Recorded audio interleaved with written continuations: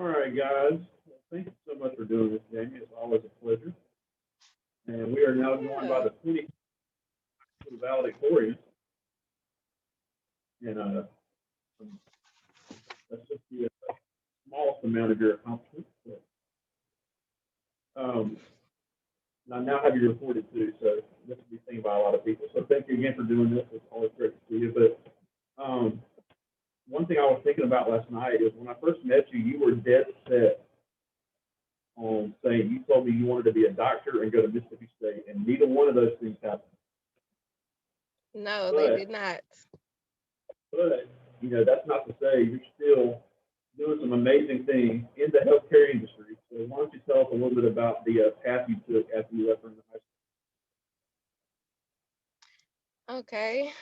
I'll start by telling a little background about myself. I'm from Edwards, Mississippi. I have a younger brother, as Coach Pygett just said. I graduated from Raymond High School 2015 as the class valedictorian. I attended Hines Community College on the Raymond campus that following summer to major in nursing.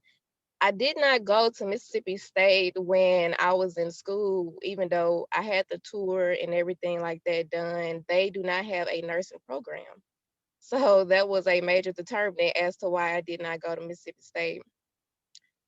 But during the spring of 2016, I was inducted into Phi Theta Kappa, located on the Raymond campus, and it is a worldwide honor society. I also began to work at the Moss Hall with the disability support services, and I was tutoring students that was going to Hines Community College. They had all types of disabilities. They were deaf, blind. A lot of them had autism. It was a lot of different disabilities that I helped with on the campus. Um, I was accepted into the nursing degree class in the fall of 2016, and in 2017, I served as the president for the Phi Theta Kappa Alpha Iota Kappa chapter on the Jackson Nursing campus. But when I became the president, chapter rating was a 1 star. But when I left, I was able to increase our chapter to a 3 star, and the max was a 5 star. And to my knowledge, they have not reached their 5 star status yet. I acquired well over 100 hours of community service while attending Hines Community College, and I graduated in July 2018 as summa cum laude, and I received 2 associate degrees. I received my bachelor's degree in nursing on May 3rd, 2019 from Delta State University, and I graduated summa cum laude as well. And currently, I'm working at Baptist Memorial Hospital in the adult intensive care unit, and I will be back in school acquiring my prerequisites to receive my certified registered nurse anesthetist degree. I wanted to talk to you or mention some opportunities. When I was in high school, our counselors didn't do the best job educating us on different type of financial opportunities that's out there, especially for African American students. I learned all of this when I was doing some research of my own, and I also became a financial advisement advisor while I was on the Hines campus for incoming freshmen. It's an organization called Get to College. They're located on Lakeland Drive, and they help students apply for different type of financial opportunities, such as the HELP grant, the FAFSA, and MTAG. And so, with those type of financial opportunities, the HELP grant is called Higher Ed Legislative Plan. And so, with this type of grant, they pay full tuition for any public school that or institution that you are going to go to after high school. If you choose to go to a private institution such as Old Miss or Bellhaven, they will match that the surrounding school. If it's an institution in that neighborhood and it's a public institution, they will match that tuition for that school. So the qualifications for the HELP grant, you have to have made a 20 on your ACT. You have to have a 2.5 GPA, and then it's a financial income that your parents have to fall into in order to receive this HELP grant. And you can apply for it or receive it up to 8 semesters. with that, the other one is the FAFSA. You all just go on the student gov website and fill out, you have to have your parents' income tax information as well to fill that out to get that type of financial assistance. And then you can fill out the MTAG, and with MTAG it's $500 extra dollars per semester in order to get that. You can find all three of these applications. It used to be separate applications on a website called Rise Up Mississippi, but they have all put it into one single application. So you don't have to fill out three anymore. I wanted to talk, First half of the class, what you saying?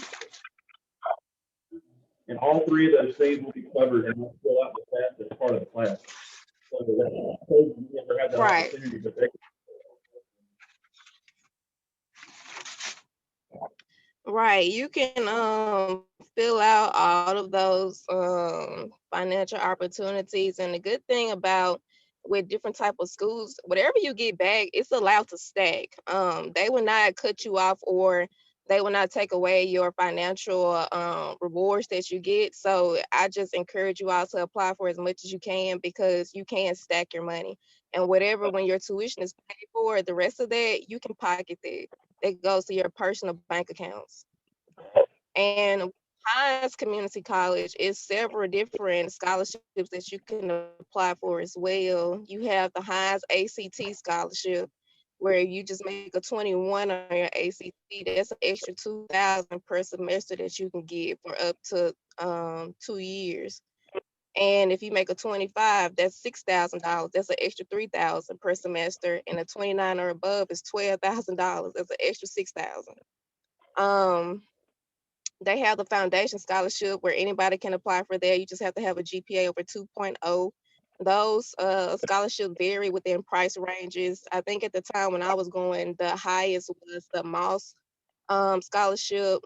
I'm not sure if his wife is still living or not, but I had received that one, and it was $1,200 extra per semester. They also have the Valedictorian Salutatorian scholarship that's full tuition as well. And then with Phi Theta Kappa, you have to have went to Hines for a full-time student. I think now it's 15 credits and maintain a GPA of a 3.5. Phi Theta Kappa is really important, and am a big advocate for Phi Theta Kappa, because as long as you keep your GPA up, they pay full tuition for most of the colleges that you want to transfer to. It's full for Delta State. It's full for Mississippi Valley. It's full for Jackson State, and with Jackson State, it's full tuition plus 1,000 book stipend, and they pay for room and board. And it's full for Alcorn. It's several different institutions that Phi Theta Kappa will pay for after Hines, so you won't have to take out any type of student loans. And to this day, I don't have to pay a student loan, because this is the route that I went with my school. And of course, if you in band or you dance, right? So it's a lot of different opportunities out here. You just have to know where to look for them. That's all.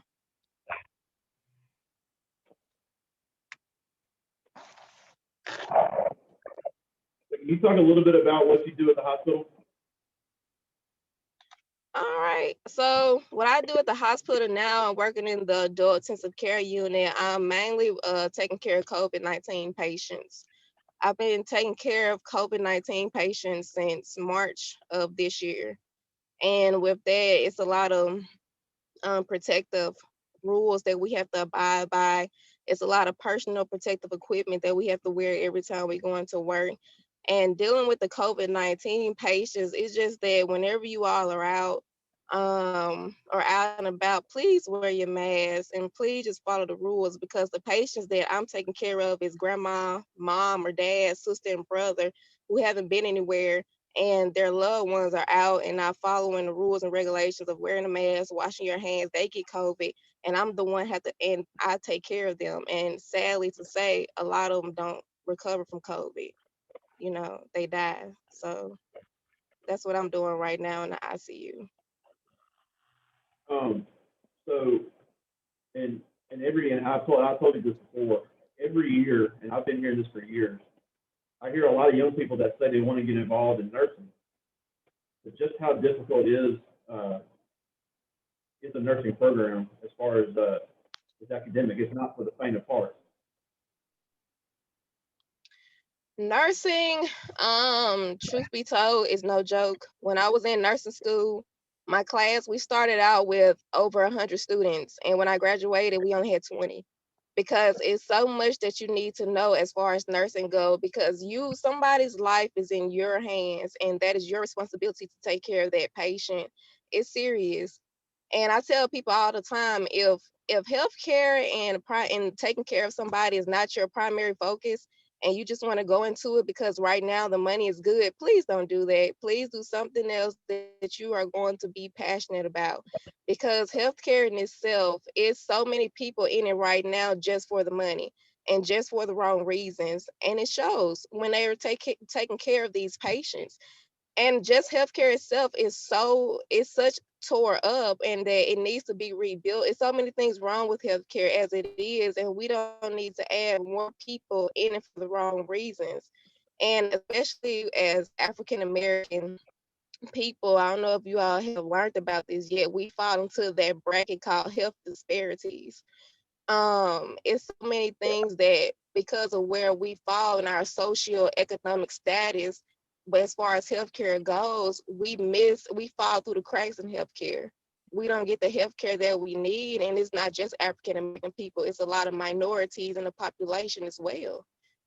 Um, and so if you are not going to take it seriously, and like I say, you're going to be in it for the wrong reasons, choose something else, please. Because if you guys are going to be the class that's really going to take healthcare serious, you want to be that future nurse, that future doctor, and that's what you're aspiring to be. Your class needs to be the one to make the difference, to make healthcare turn back around, to make patient care the center focus of healthcare, and not just worrying about the revenue and how much money can be laundered through healthcare. Seriously. Absolutely. And can you also talk a little bit about maybe if somebody doesn't want to go through the full course load of nursing, what other jobs Are there? Hold on, 1 second. What other jobs are available Power on. that work through Bluetooth pairing. hold on. Bluetooth connected. All right, I'm back on. Sorry about that. What other? do you work with besides nurses? There are so many routes that you can take. As far as nursing go, you can do associate degree nursing, that's 2 years. You can do bachelor, get your bachelor's, that's a 4-year course. A lot of people do the associate route because you're out of school faster. You can go ahead and go to work. And while you're working, you can get your bachelor's.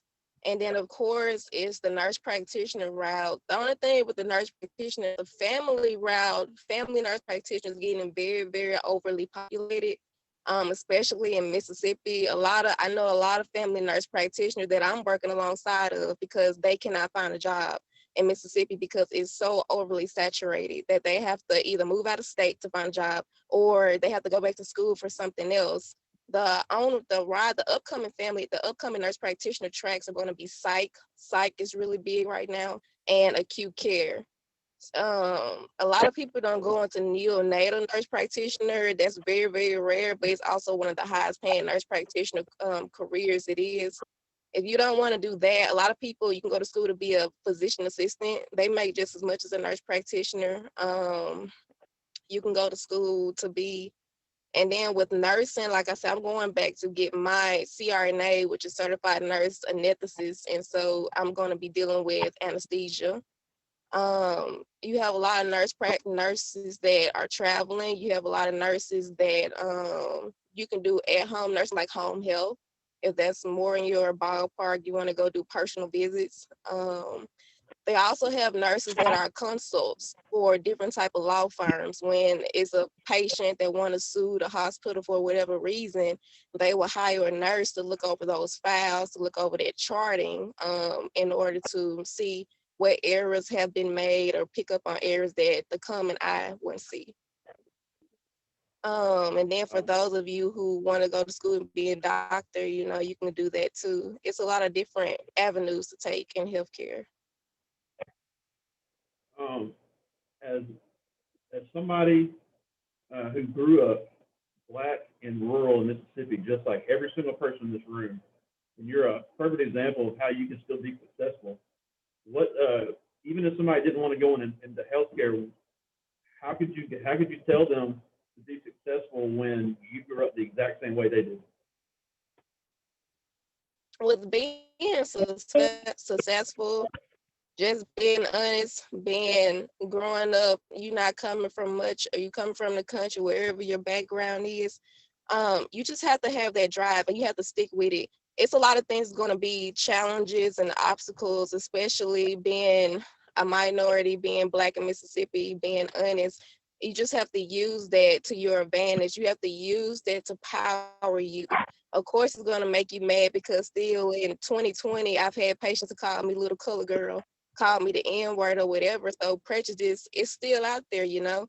But the thing about it, you can't let that deter you. You let that go drive you to get a higher education. You let that drive you to keep doing, to keep going until you achieve your goal, until you reach your goal. It's like, don't get mad. Of course, it's gonna make you mad. Heck yeah, it's gonna make you mad. But the thing about it is, the goal is to keep going. It's so many opportunities out here. Like I say, a lot of it is not voiced in our communities. And so just like I'm sharing it with you guys, it's just knowing where to find those resources. It's knowing how to network with different people and working with one another to get to where it is you're trying to go, whether it's healthcare or not. It's so many different things you want to do. Because like my brother, he's in college right now. I helped him with all of his financial goals and opportunities, and he wants to be a civil engineer. So it's so many different avenues that you can take, and it's something that you can do in this world, and you can do it. You just have to stick with it. That's all it is too, is stick with it and don't get deterred by the negativity that's out here in this world, honestly. Wow, and that's great for James too. That's a great deal for him. Um, all right, and I'll open it up for questions here in a second. But as somebody who sat exactly where these people are sitting, how much can you say that I told you actually was true? Everything that you taught us back in Raymond High School was true. I can absolutely say that. Well, I appreciate it. I've asked several people the same thing, and I'm like, how much of that I told you actually came true? And they're like, man, I wish I'd have listened to you. But you're a reliable source. I appreciate it. And we have any questions for her? What you got?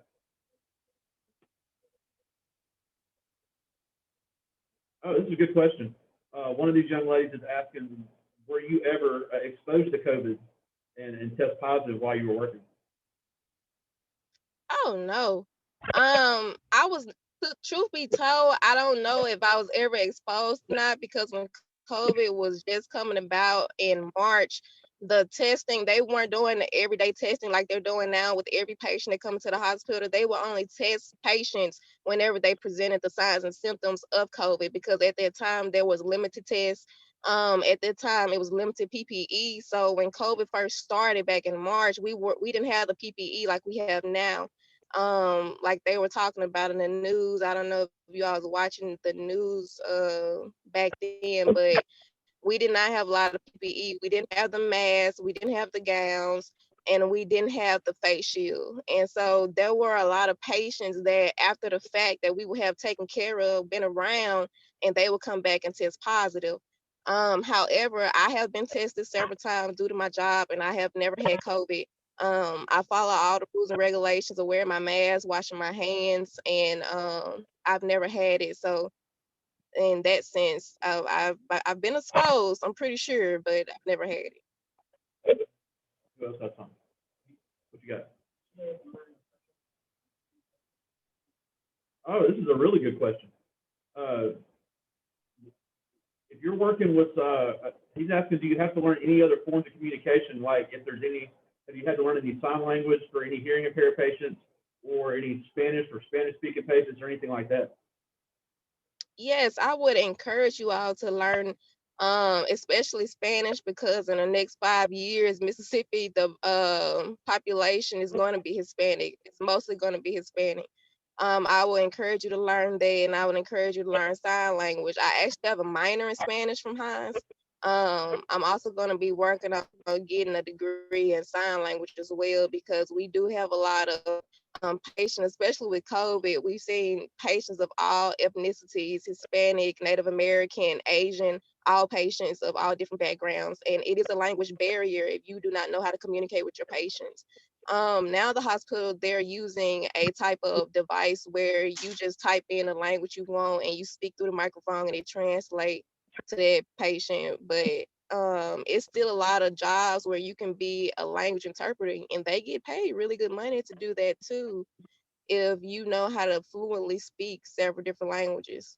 So that's another career avenue too. If you're bilingual, you do get paid more per hour, and that's in most industries. That's a good question, Jeremiah. Anybody else got one? Yes, it is. Anybody else got one? All right, she wanted to hear one more time, which hospital do you work at? I work at Baptist Memorial Health System in Jackson. I've worked at St. Dominic's in Jackson. I've worked at River Regions in Vicksburg. I've worked at several hospitals. She's asking why you left St. Dominic. I left St. Dominic. It was just due to a management issue. The floor that I was on was a really high turnover floor. And I was there for about a year. We went through 40 managers in 1 year, and each manager wanted something different for their employers. And I wasn't gonna deal with it. So that was the reason. And I thought you said that because the last class we talked about how nursing, or not just any healthcare field, might be the most portable job in America. Because if you're in a bad work environment and you need to switch jobs, which could happen to anybody, if you have that skill, you can take it anywhere. You can go anywhere as long as you know what you know. Nobody can take that from you. That's why I'm telling you guys, if that's what you want to do, learn all that you can learn, and you can go anywhere. You can do anything. Hey, anybody else have anything for us here? All right, well, Jamie, we really appreciate it. I thank you so much. This is recorded, so all the Madison schools will see this. But again, I appreciate you taking time out of your schedule, and I'm so proud of you. It is unbelievable. I can't tell you how much it means to me to I've seen you come up as an 18-year-old now to a 24-year-old. So I'm extremely proud of you. I'm happy for you, and I know we really appreciate you taking some time for us today. Yeah, anytime, Coach P. All right. Well, I'll talk to you soon. Stay safe. And hey, Okay, give you your brother. too. I will. I'll tell him that he might be a future speaker for you too. I'd love to have him. I'll talk to you later. All right, bye-bye.